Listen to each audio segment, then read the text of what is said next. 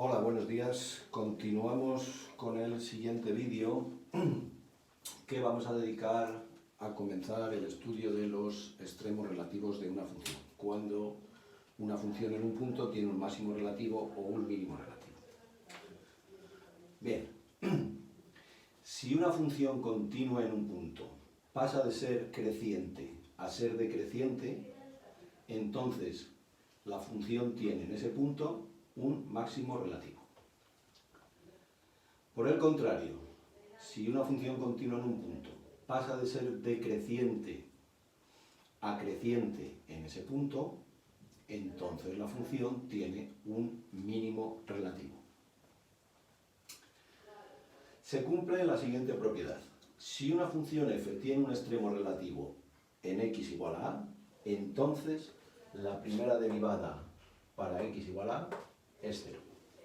Es decir, la primera derivada se anula.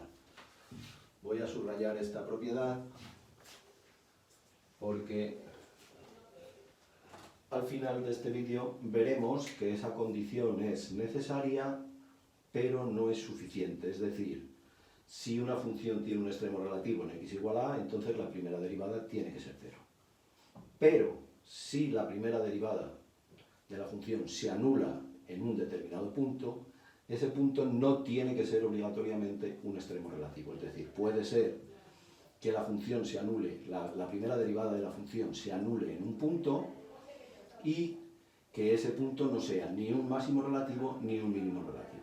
Al final del vídeo, vuelvo a repetir, veremos un ejemplo con una función muy sencilla que nos demuestra claramente ese hecho. ¿Qué tenemos que hacer para determinar los extremos relativos de una función continua? Bueno, pues tenemos que hacer lo mismo que hacíamos para calcular los intervalos de crecimiento y decrecimiento de la función. Es decir, en primer lugar lo que tenemos que ver es qué valores anulan a la primera derivada.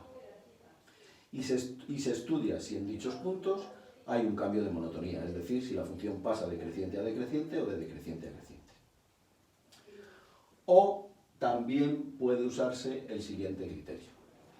Si la primera derivada de la función en el punto A es 0 y la segunda derivada de la función en el punto A es negativa, entonces f tiene un máximo relativo en x igual a.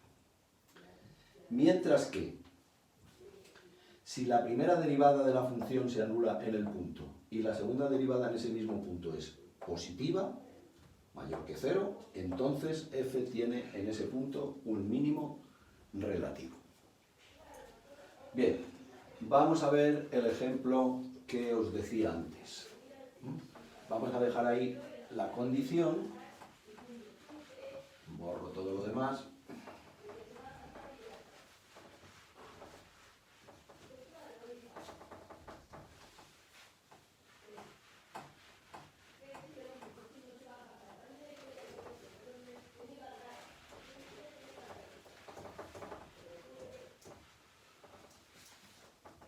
Y fijaos, vamos a considerar esta función f de x es igual a x al cubo, es una función polinómica, como todas las funciones polinómicas, su dominio es el conjunto de los números reales, su primera derivada, ser una función potencial, sería 3x al cuadrado,